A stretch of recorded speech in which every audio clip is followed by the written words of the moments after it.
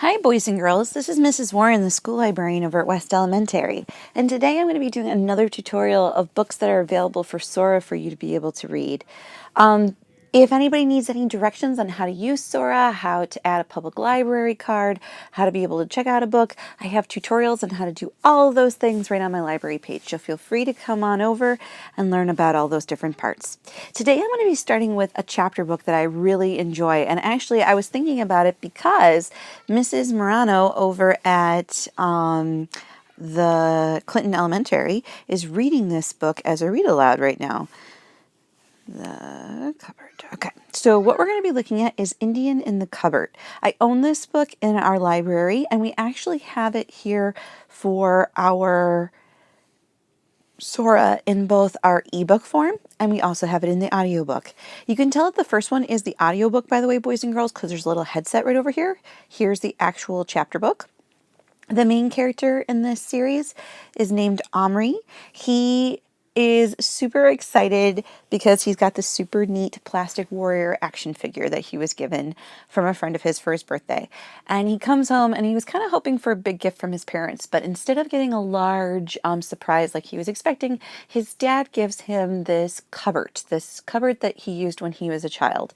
And Omri's kind of like, okay, Dad, like, I was kind of hoping for something bigger, maybe a bicycle, maybe some board games or something really special, but I guess this is as good as it gets. So he doesn't want to be rude to his parents. He puts the cupboard on his shelf in his room. And because he has the figurines, he's like, you know what? I'll just stick one of the figurines inside. This might be like a neat place to display all of my action heroes. So that night, he opens up the cupboard with his key for it. He places the character figurine inside, and he closes up the cupboard and goes to sleep. Well, all of a sudden, he starts hearing noises coming from the cupboard, and he's super confused. He goes over, and when he opens it up, he realizes that the action figure that he put inside the cupboard has come to life.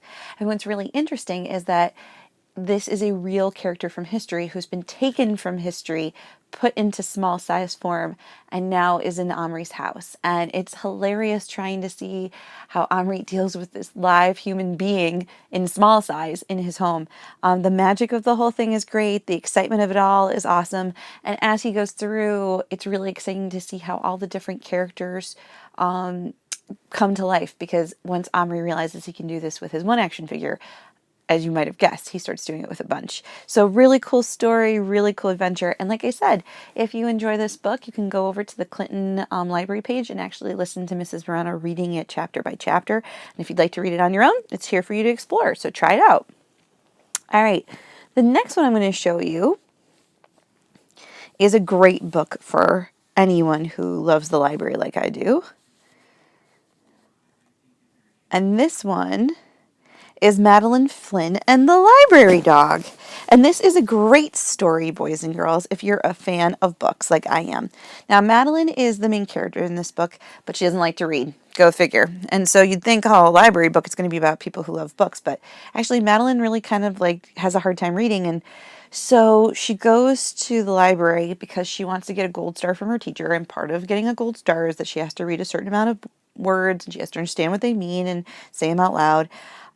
But to be better at practicing, she becomes best friends with the library dog.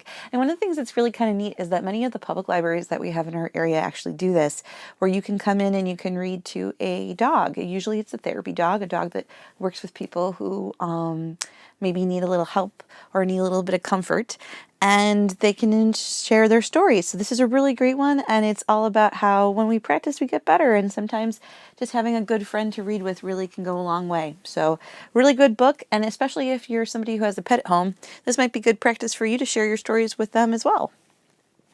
All right, the next one I'm going to show you is a series that I really think is cool.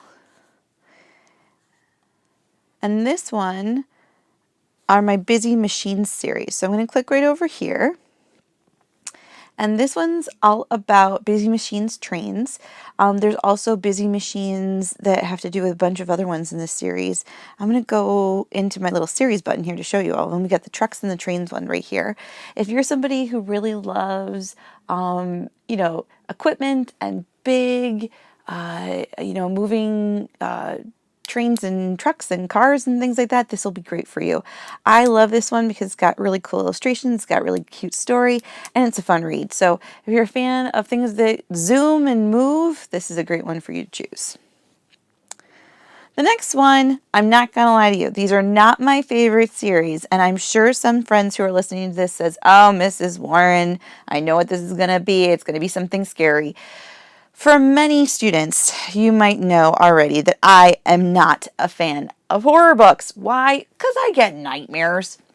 Mr. Warren has told me I am not allowed to read scary stories before bedtime anymore because I have to read them for you guys so that I can tell you what the books are about for class. But I don't really enjoy them that much. Why? Because when things go bump in the night, it makes me have nightmares. It's just one of those things. And don't even get me into scary movies. I know some of you love them. Every single time I bring this up at school, I have students who say, Mrs. Warren, I love it. I love being scared. I love that feeling of, woo, what's behind that door? And oh my gosh, it's something that's popping out at me. Well, you know what? If you like that, then you're going to love Goosebumps. And these are all available for you to be able to check out. Right now, we have The Revenge of the Invisible Boy, which is a really cool one. These are written by R.L. Stine, just like the series that I have at school. They're classic scary stories. Every single one's going to give you a bit of a thrill if you love it. Now, that being said, do I love them? No, I get them for you guys. But for myself, I'd rather read something that didn't give me nightmares. So if you're a fan, check it out. If you're not, don't worry. Mrs. Warren isn't either. All right, there's one last one I'm going to show you too. And this is an author I'm going to be searching for this time because I just love this author. She gives me a case of the giggles every time. We're going to be looking at, as you might guess, Judy Blume. Judy Blume is the author of Super Fudge, Tales of the Fourth Grade Nothing, Double Fudge, Fudgemania, just the funniest books ever. And I am super surprised to see them available. I would have booktalked them even earlier, but these have been checked out almost from the minute we purchased them. It looks like we just have Fudgemania on hold right now, but all the other ones are available. The main characters in these ones are a mix of friends. Peter is usually the main character of most of them, but I tend to love his brother Fudge the most because Fudge is just hilarious. He is silly. He goes on crazy adventures, and it's just full of laughter. You can't go wrong with any of these books. You gotta have a little bit of giggle in your voice when you're reading some of these characters, especially when you're pretending to think of like what Fudge is going to do next. Judy Blume can't be topped. So if you want a good giggle, check out one of these ones. There's a bunch to choose from. And like I said, they're finally available. So it's worth it for you to come and explore. You're allowed to check out 2 ebooks at a time from the West Seneca schools in our Sora. If you go over to the far corner, you'll also maybe remember that you can add in other public library cards. I have over here the Brooklyn Public Library, the Buffalo and Erie County Public Library, the New York Public Library as well. All 3 of those library systems are currently offering free ebook library cards online. So if you talk to your parents, you can sign up for each of those cards with your parents' accounts because they're usually 13 and over for each of these, unless you're like walking into the library, which you can't do right now because they're closed. You can add those library cards to the program, and you can check out all their stuff from their collections as well. I will tell you that you're allowed to take out up to 20 books with each of those public libraries, so you can add quite a bit. It's worth it to do it. So all those different locations, if you want to see how to add the public libraries, I have them on my library page. They're all there for you. And of course, you don't have to get a single library card to check out any of the ones I just showed you. So come on over, explore some good titles, and make sure you're getting some reading in. I hope everyone's being safe and reading some really great books at home.